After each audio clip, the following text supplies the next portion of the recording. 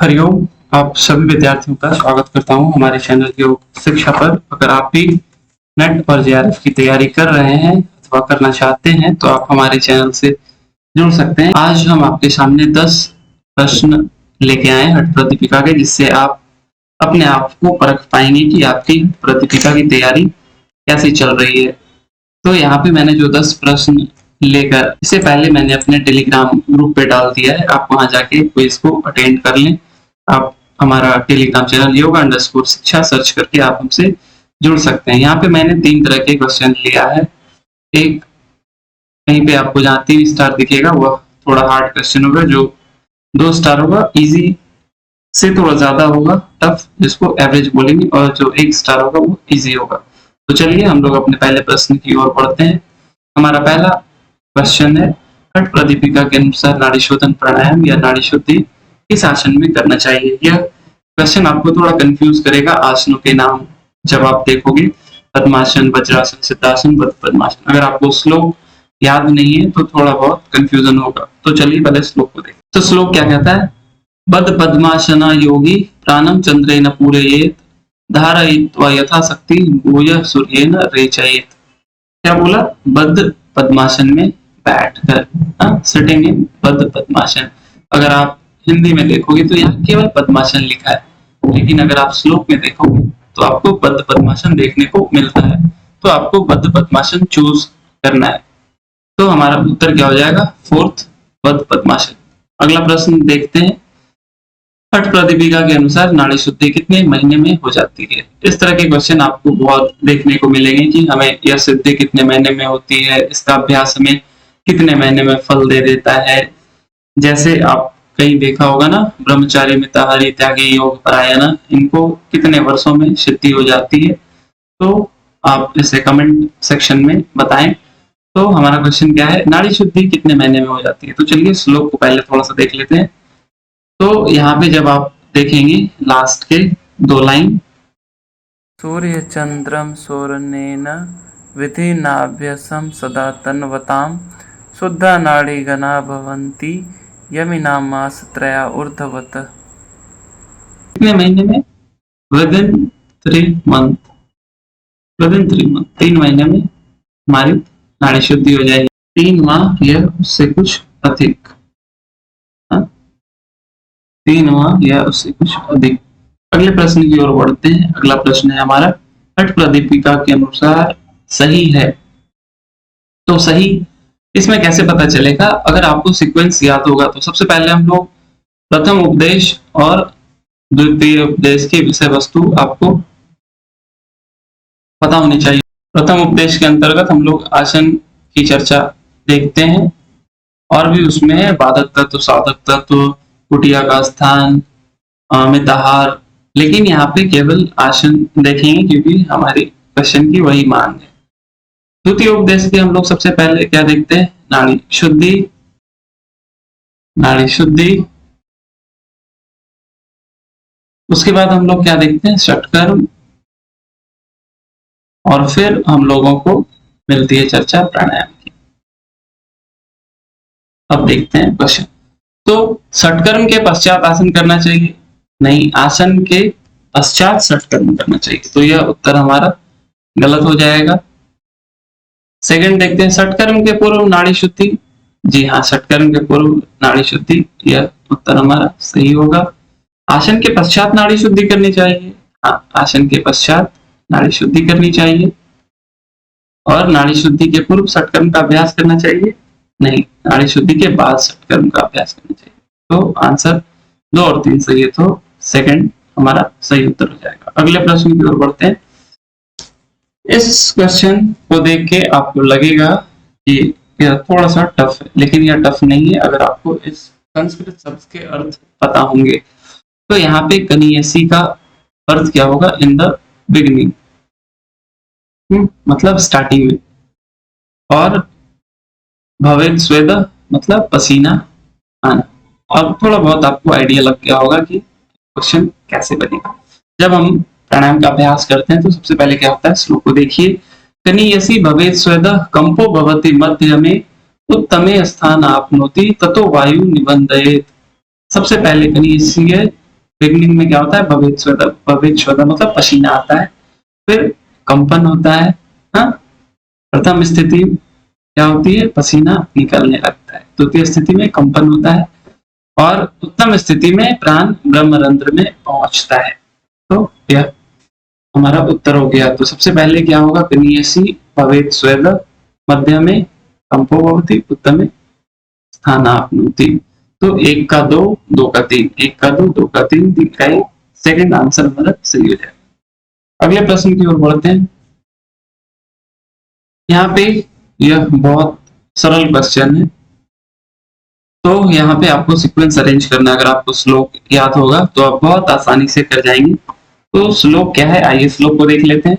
तो धौतिर वस्तिस तथा नेति, त्राटकम नौलिकम तथा कपाल भातिस चेतानी षटकर्माणि प्रयक्षते नेति। तो आंसर क्या हो जाएगा हमारा, 3 1 2 4, ये सीक्वेंस होगा। ये क्विज में मैंने बहुत अच्छे से अरेंज किया है, आप क्विज अटेम्प्ट कर सकते हैं। आप हमारे टेलीग्राम चैनल yoga_शिक्षा सर्च करके आप हमसे जुड़ सकते हैं। अगले प्रश्न की ओर बढ़ते हैं। अगला प्रश्न है, गुल्म प्लियोदरम चापीवात पित्त कफोद्भवा इसका लाभ है। अब यहाँ पे जितने भी षट क्रियाएं हैं, आपको एक एक षट क्रियाओं के लाभ और विधि बिल्कुल श्लोक के साथ पता होना चाहिए, तभी आप इस तरह के क्वेश्चंस को सॉल्व कर पाएंगे। यह तो दूसरा मेथड है कि आप ऑप्शंस को एलिमिनेट करके आंसर को ढूंढ सकते हैं। तो धौती का लाभ है क्या, नहीं, धौती का लाभ आप जब देखिएगा तो वहां पे आपको क्या दिखता है कि काश्वास प्लियकुष्ठ कफ रोगांश सती। तो नीति का लाभ, नीति का भी नहीं है, नीति का उर्ध जत्रु रोग हम लोग जानते हैं ना। आइए बस्ती का लाभ क्या है, आइए श्लोक को पढ़ लेते हैं। क्या बोला, गुल्म प्लीह उदरम चापी वात पित्त कफोद्भवा वस्ति कर्म प्रभावेन क्षीयन्ते सकलामया। क्या बोला, वस्ती क्रिया के अभ्यास के फलस्वरूप वायु गोला तिल्ली जलोदर वात कफ सभी दोष नष्ट होते हैं। तो हमारा उत्तर क्या हो जाएगा, बस्ती हमारा सही उत्तर हो जाएगा। अगले प्रश्न की ओर बढ़ते हैं। किसके अभ्यास से हमारे शरीर में धातु इंद्रिय और अंतःकरण की प्रसन्नता होती है और जठराग्नि प्रदीप्त होती है तथा यह शरीर में कांति लाता है। तो अगर आप वस्ती के अगले श्लोक को जब आप देखेंगे तो आपको इस श्लोक की चर्चा मिलती है। क्या मिलती है, यहाँ देखिए, जल वस्ती क्रिया का अभ्यास त्रिदोषों को पूर्णतः नष्ट करता है, धातु इंद्रिय तथा अंतःकरण की प्रसन्नता होती है और जठराग्नि प्रदीप्त होती है तथा यह शरीर में कांति लाता है। तो हमारा उत्तर क्या हो जाएगा, बस्ती। यह क्वेश्चन कैसे भी घूम सकता है, या तो आपको श्लोक देके पूछ ले या इस तरीके से इस क्वेश्चन को बना के पूछ ले। आपको हर तरह से क्वेश्चन को अटेम्प्ट करना आना चाहिए। अगले प्रश्न की ओर बढ़ते हैं। 8वां प्रश्न, पुण्य संभार संध्यायी पापोग विदुरम सदा सम्यक शिक्षावताम एवं स्वल्पम प्रथम साधनम। आइए पहले इसके हिंदी मीनिंग देख लेते हैं ताकि आपको थोड़ा सा आइडिया लग जाए। क्या बोला, सभी पुण्यों को देने वाला है और सभी प्रकार के पापों को नष्ट करने वाला है। अच्छे जानकार साधकों को भी प्रारंभ में इसका अभ्यास अल्प मात्रा में ही करना चाहिए। तो यह शब्द किसके लिए, क्या ये महाबंध के लिए, क्या यह महामुद्रा के लिए, क्या यह महावेद के लिए। तो क्या यह श्लोक अपने आप में पूरा है, नहीं, इसके ऊपर एक और लाइन है। अगर मैं वो लिखूं तो आप बहुत इजीली इस क्वेश्चन को सॉल्व कर लेंगे। तो क्या है वह, अष्टधा क्रियते चैव यामे यामे दिन दिन, यामे यामे दिन दिन। उसके बाद यह श्लोक आता है, देखिए यहाँ पे पूरा श्लोक है ना, अष्टधा क्रियते चैव यामे यामे दिने दिने, और फिर यह श्लोक आई। यहाँ पे यह किसके लिए कहा गया है, यह इन तीनों अभ्यासों के लिए कहा गया है। तो आपको यह पता होना चाहिए। हम लोग अगले सवाल की ओर बढ़ते हैं। यहाँ पे क्या कह रहा है, तन्मासम देशेन मृत्युम जयत्येव न संशय। इसका मतलब क्या हुआ? इसके अभ्यास से हमें 6 अभ्यास करने से ही हम मृत्यु को जीत लेते हैं। क्या? महामुद्रा में या महाबंध में या महामुद्रा में, महावेद में या उद्यान में। तो आइए श्लोक को देखते हैं। क्या कहता है? नाभेर ऊर्ध्वम मधश्चापि तानम कुर्यात प्रयत्न तन्मासं देशेन मृत्युम जयत्येव न संशय। मतलब हम लोग कितने दिन में मृत्यु को जीत सकते हैं? 6 मास में। के अभ्यास से, इस अभ्यास में हम लोग नाभि को पीछे की ओर खींचते हैं। तो हम लोग नाभि को पीछे की ओर उद्यान बंद के दौरान हम लोग नाभि को पीछे की ओर खींचते हैं।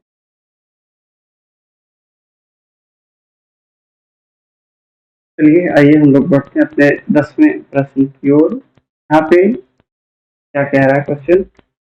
जो साधक स्थिर रहकर जीवा को ऊपर की ओर करके सोमपान करता है, वह कितने दिन में मृत्यु को जीत लेता है?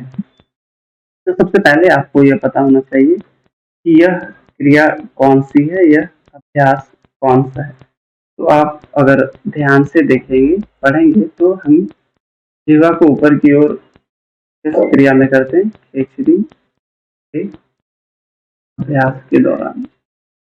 अब अगर आपको श्लोक याद नहीं होगा तो फिर आप यहाँ पे फंस जाएंगे कि आपको पता नहीं चलेगा कि कितने महीने में खिचड़ी की सिद्धि हमें प्राप्त होती है। तो आइए सबसे पहले श्लोक को देखते हैं। श्लोक क्या कहता है? ऊर्ध्वजीव स्थिरो भूत्वा सोमपानं करोति यः मासार्धेन न संदेहो मृत्युम जयति योगवत्। तो कितने दिन में? मासार्धेन। मासार्धेन मतलब आधे महीने में या 15 दिन में, 15 डेज। तो इसका उत्तर क्या हो जाएगा? आधे महीने में।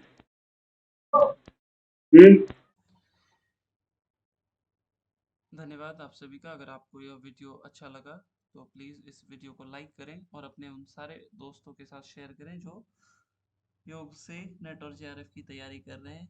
और अगर आपके अच्छे मार्क्स नहीं आए तो आपने कमेंट करके बताना है कि आप किस यूनिट को बहुत अच्छे से पढ़े हैं, ताकि हम उस पर आगे क्विज बना सकें और अपने टेलीग्राम ग्रुप पे भी डाल सकें। Thank you. Thanks for watching.